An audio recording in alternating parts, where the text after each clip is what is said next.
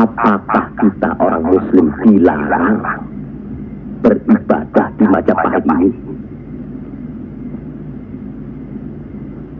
Apakah kita dilarang mengembangkan agama Islam? Karena ada kebebasan beribadah, mengembangkan agama Islam, dan selama mereka tidak membawa kekufuran pada kita, maka tidak ada alasan bagi kita untuk menyerang, menjatuhkan serta memberontak terhadap Majapahit. Ingat, pemerintah itu umara, pimpinan yang harus kita patuhi, ikuti. Kalau pimpinan itu salah, sebagai Muslim wajib kita mengingatkannya. Kalau pimpinan itu masih saja melakukan kesalahan terus atau tidak mau diingatkan, berdoalah kita. Semoga pimpinan kita mendapatkan jalan yang lurus, jalan yang dikehendaki, diridhoi Allah. Kelihatannya belum ada kesatuan dan kebersamaan di antara kita. Ya, saya khawatir. Umur di tangan Allah. Tapi kalau saja saya meninggal dunia lebih dahulu, rasanya akan ada perpecahan di antara kita. Insya Allah tidak akan pernah ada Kanjeng Sunan Ampel. Apalah gunanya perpecahan kalau rakyat juga yang menjadi korban. Alhamdulillah, kita sudah berhasil mengurangi penderitaan rakyat. Kita telah dapat meluruskan jalan mereka dari kesesatan. Satu hal yang harus diingat, tugas kita adalah memarah Panatagama Panduming Dumadi. Artinya, mengajarkan dan menyiarkan agama guna pedoman dan penerangan hidup, demi keselamatan hidup di dunia dan di akhirat. Marilah kita mempergiat menyebarkan agama Islam ini. Saya tidak mengerti mengapa Dimas Sunan Kalijogo menggunakan ini. Apa ini ajaran Islam? Saya pun tidak mengerti mengapa Kanjeng Sunan Giri baru mempersoalkannya sekarang. Justru pada saat memperingati 100 hari wafatnya Kanjeng Sunan Ampel. Kenapa tidak dulu-dulu? Ya, karena baru sekarang ini kita berkumpul tanpa ada orang lain di antara kita. Kenapa Dimas menggunakan kemenyan, bunga-bungaan, dan lain-lain ini? Bukankah Rasul menganjurkan agar kita selalu rapi, bersih, dan menggunakan wangi-wangian? Setiap salat Jumat pun kita dianjurkan menggunakan wangi-wangian. Apakah salat Jumat itu bukan ibadah? Tapi Sunan Kali membakarnya saat peringatan akan dimulai. Saat membaca doa. Salat Jumat itu bukan hanya berdoa, tapi juga menghadap Allah. Dulu, kemenyan itu digunakan menyampaikan doa untuk nenek moyang lewat sapi. Itu dulu. Tapi sekarang cukup dengan ini. Yang pasti, kemenyan itu tidak boleh. Adakah tertulis jelas nama kemenyan itu? Adakah penjelasan atau kejelasan mengenai jenis, bentuk, atau nama dari wangi-wangian itu?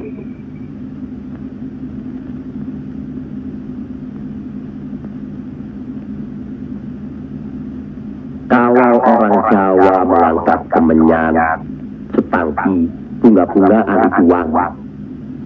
Apa salahnya kalau mereka menggunakan?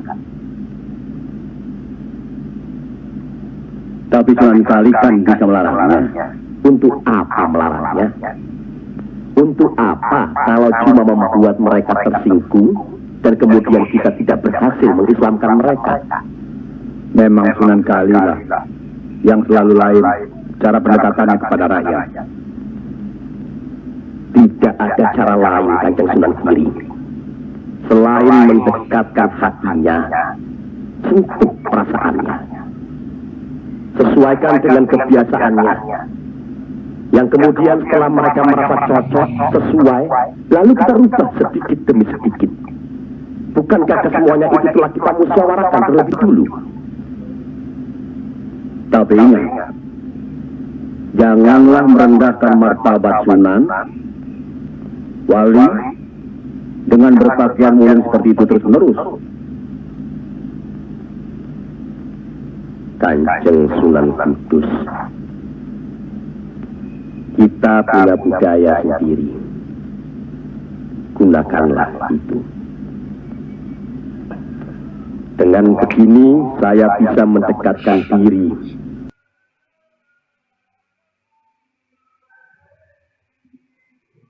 Oke, dari video tadi, jadi kita ambil kesimpulan dari tema kita hari ini, sejarah perkembangan Islam di Indonesia.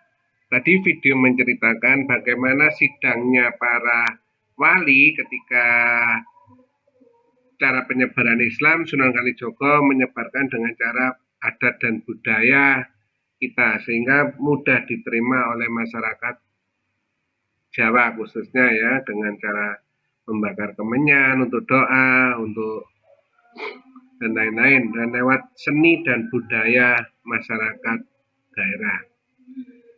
Kita lanjutkan. Nah, pendahuluannya dulu.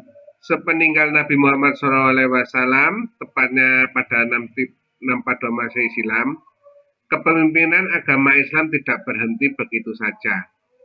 Kepemimpinan Islam diteruskan oleh para khalifah dan disebarkan ke seluruh penjuru dunia termasuk Indonesia. Hebatnya baru sampai abad ke-8 Islam telah menyebar hingga ke seluruh Afrika, Timur Tengah, benua Eropa. Baru pada dinasti Umayyah perkembangan Islam masuk ke Nusantara. Zaman dahulu Indonesia dikenal sebagai daerah terkenal akan hasil rempah-rempahnya, sehingga banyak sekali para pedagang dan saudagar dari seluruh dunia ke pulau Indonesia untuk berdagang. Hal tersebut juga menarik pedagang Arab, Gujarat, dan Persia. Sambil berdagang, para pedagang Muslim berdakwah untuk mengenalkan Islam kepada penduduknya. Lanjut, teori masuknya Islam ke Indonesia. Menurut para sejarawan, pada abad ke-13 Masehi, Islam sudah masuk ke Nusantara yang dibawa oleh para pedagang Muslim. Namun, lebih pastinya para ahli masih terdapat perbedaan pendapat dari para sejarawan, namun setidaknya 3 teori tentang masuknya Islam ke Indonesia. 1. Teori Gujarat. Teori ini dipelopori oleh ahli sejarah namanya Snodgrass. Menurut agama Islam masuk ke Indonesia dibawa oleh pedagang Gujarat pada abad ke-13 Masehi. Menurutnya Islam telah lebih dulu berkembang di kota-kota pelabuhan anak benua India. Orang-orang Gujarat telah lebih awal membuka hubungan dagang dengan Indonesia dibanding dengan pedagang Arab. Dalam pandangan Hurgrons, kedatangan orang Arab terjadi pada masa berikutnya. Orang-orang Arab yang datang ini kebanyakan adalah keturunan Nabi Muhammad SAW yang menggunakan gelar Sayyid atau Syarif di depan namanya. Lanjut, teori Persia. Hussein Hidayat mempelopori teori ini, menyatakan bahwa agama Islam dibawa oleh pedagang Persia atau Iran. Hal ini berdasarkan kesamaan antara kebudayaan Islam di Indonesia dengan Persia. Pencetus dari teori ini adalah Husin Joyodiningrat, sejarawan asal Banten. Dalam memberikan argumentasinya, Husin lebih menitik beratkan analisisnya pada kesamaan budaya dan tradisi yang berkembang antara masyarakat Parsi dan Indonesia. Tradisi tersebut antara lain, tradisi merayakan 10 Muharram atau Asyura sebagai hari suci kaum Syiah atas kematian Husain bin Ali cucu Nabi Muhammad, beserta berkembang dalam tradisi tabur di Pariaman di Sumatera. Lanjut, teori Mekah yang ketiga, teori Mekah. Teori Mekah menyatakan bahwa Islam masuk ke Indonesia di bawah para pedagang Mekah. Teori ini berdasarkan sebuah berita dari Cina yang menyatakan jika abad ke-7 sudah terdapat perkampungan Muslim di pantai barat Sumatera. Tokoh yang memperkenalkan teori ini adalah Haji Abdul Karim Amrullah atau Hamka, salah seorang ulama sekaligus sastrawan Indonesia. Menurutnya, motivasi awal kedatangan bangsa Arab tidak dilandasi oleh niat nilai ekonomi, melainkan didorong oleh motivasi spirit penyebaran agama Islam. Dalam pandangan Hamka, jalur perdagangan antara Indonesia dengan Arab telah berlangsung jauh sebelum itu. Nah, ini peta jalur masuknya Islam di Nusantara. Ya, ini dari mana Arabian,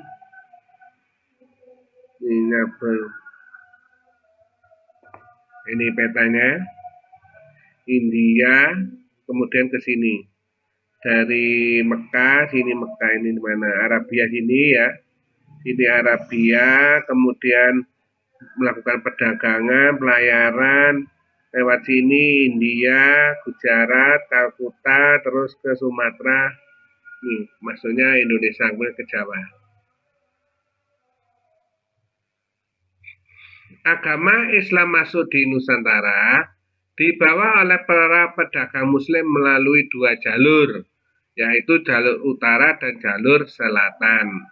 Melalui jalur utara dengan rute Arab, Mekah, Medina, Damaskus, Baghdad, Gujarat, kemudian Nusantara. Melalui jalur selatan, ya, Arab, Yaman, Gujarat, Sri Lanka, dan Nusantara. Cara penyebaran Islam di Nusantara dilakukan melewati berbagai jalan, diantaranya melalui perdagangan, sosial, dan pendidikan atau pengajaran. Perdagangan satu, ya, para pedagang Muslim yang berasal dari Arab, Persia, dan India telah ikut ambil bagian dalam lintas perdagangan yang menghubungkan Asia Barat, Asia Timur, dan Asia Tenggara pada abad ke-7 sampai abad ke-16. Para pedagang Muslim itu akhirnya singgah juga di Indonesia. Dan ternyata mereka melakukan bukan hanya berdagang, tetapi juga berdakwah dan menyebarkan agama Islam. Saat berdagang, mereka menunjukkan pribadi Muslim yang baik, berbudi luhur, jujur, amanah, dan dapat dipercaya. Hal tersebut menjadi daya tarik utama sehingga banyak orang yang sukarela masuk Islam tanpa paksaan. Yang kedua, hubungan sosial. Para mubalik yang menyebarkan Islam di Nusantara ternyata tidak hanya aktif berdagang. Mereka pun aktif dalam kegiatan sosial yang ada di lingkungan mereka tinggal. Mereka sebagian dari mereka ada yang menetap di lingkungan tersebut karena menikah dengan penduduk setempat. Banyak hal yang dilakukan para mubalik dalam kegiatan masyarakat. Mereka pun mengajarkan tentang persamaan hak. Tidak ada perbedaan satu sama lainnya, karena kemuliaan manusia tidak ditentukan oleh kastanya, kecuali karena ketakwaan pada Allah SWT. Islam mengajarkan agar umatnya saling membantu, yang kaya membantu yang miskin, yang kuat membantu yang lemah, dan sebagainya. Sehingga dengan ajaran ini, menyebabkan Islam semakin mudah diterima masyarakat karena ajarannya sangat luhur. 3. Pendidikan dan pengajaran. ajaran Nabi Muhammad SAW tentang sampaikanlah dariku walau hanya satu ayat menjadi motivator para mubalik Islam pada saat itu untuk semakin bersemangat menyampaikan ajaran Islam. Di setiap kesempatan, para mubalik menyampaikan ajaran Islam kepada masyarakat melalui pendidikan dan pengajaran dengan menggunakan musola, rumah orang salah seorang rumah warga, tempat terbuka, bawah pohon, dan tempat-tempat yang lainnya untuk menyampaikan dakwanya. Sejarah beberapa kerajaan Islam di Jawa, Sumatera, dan Sulawesi. Kerajaan Islam di Jawa. Penyebaran Islam di Pulau Jawa ditunjukkan dengan berdirinya beberapa kerajaan Islam, antaranya Kerajaan Islam Demak yang pertama tadi ya, yang kita lihat di video tadi. Kerajaan Islam di Jawa pertama adalah Kerajaan Demak di wilayah pantai utara Jawa. Kerajaan Demak berdiri pada abad ke-16, 1500 sampai 1550 Masehi. Pada masa itu, Demak merupakan pelabuhan laut yang maju. Proses Islamisasi Jawa hingga mencapai berdirinya Kerajaan Islam Demak dipercepat oleh kemunduran Kerajaan Majapahit. Raja pertama Demak adalah Raden Patah, putra Raja Majapahit yang terakhir. Sejak Kerajaan Demak berdiri, wilayahnya mencakup Jawa Barat, pesisir utara, Cirebon, yang masyarakatnya mayoritas beragama Islam. Setelah Raden Patah meninggal, tata kerajaan diteruskan oleh Pati Unus atau Pangeran Sabrang Lor. Kemudian yang kedua, setelah Demak, Kerajaan Banten. Raja pertamanya adalah Sultan Hasanuddin. Pada masa pemerintahannya, Banten menjadi kota perdagangan yang sangat ramai dan merupakan pusat penyebaran agama Islam. Sultan Maulana Hasanuddin memperluas kekuasaannya sampai Jayakarta atau sekarang Jakarta ya, Lampung dan Bengkulu. Pada tahun 1570, Sultan Maulana Hasanuddin wafat, kemudian diganti oleh putranya bernama Maulana Yusuf, kemudian ia memperluas daerahnya hingga Pajajaran yang saat ini masih memeluk agama Hindu. Kerajaan Islam di Sumatera. Nah, selain itu, selain di Jawa, Sumatera juga ada Kerajaan Samudra Pasai. Kerajaan ini adalah kerajaan Islam yang pertama kali berdiri di Indonesia. Jadi kalau ada pertanyaan, kerajaan apa yang pertama kali berdiri di Indonesia adalah Kerajaan Kerajaan Islam yang pertama berdiri di Indonesia adalah Kerajaan Samudra Pasai. Kerajaan ini adalah kerajaan Islam yang pertama kali berdiri di Indonesia. Terletak di pesisir timur Aceh, tepatnya di Lok Semawe atau Aceh Utara sekarang. Kerajaan ini didirikan pada abad ke-18 oleh Maraselu, ke-13 ya. Saya ulangi, kerajaan ini didirikan pada abad ke-13 oleh Maraselu atau Marasil yang bergelar Sultan Malik As-Saleh. Hal ini didukung ada nisan kuburannya yang bertuliskan Sultan Malik As-Saleh tahun 696 Hijriah atau 1294 Masehi. Kerajaan Malaka. Menurut sejarah kerajaan, ini didirikan oleh seorang bangsawan yang masih keturunan Majapahit yang bernama Paramisora. Setelah beliau masuk Islam dan menjadi agama Islam sebagai agama kerajaan, beliau menggunakan nama dengan gelar Sultan Muhammad Shah. Dan mulai saat ini Malaka menjadi pusat perdagangan Asia Tenggara dan pusat penyebaran Islam. Dari Malaka, Islam berkembang ke Kepulauan Nusantara bahkan sampai ke Brunei, Filipina Selatan atau Mindanao. Kerajaan Aceh, raja pertamanya adalah Sultan Ali Muhayyad Shah. Adapun masa kejayaannya terjadi pada masa pemerintahan Sultan Iskandar Muda tahun 1607 sampai 1636 Masehi. Hampir 2/3 pulau Sumatera menjadi wilayah Aceh. Pada masa ini juga hidup seorang ulama besar yang bernama Nuruddin Arnariri. Beliau mengarang sebuah buku sastra yang bernilai tinggi dan judulnya Bustanus Salatina, Taman Raja-Raja. Buku ini terdiri atas 7 jilid berisikan sejarah Tanah Aceh dan hubungannya dengan negara Islam. Kemudian kerajaan Islam di Sulawesi, kita dari Sumatera kita pindah ke Sulawesi pada abad ke-14 ya.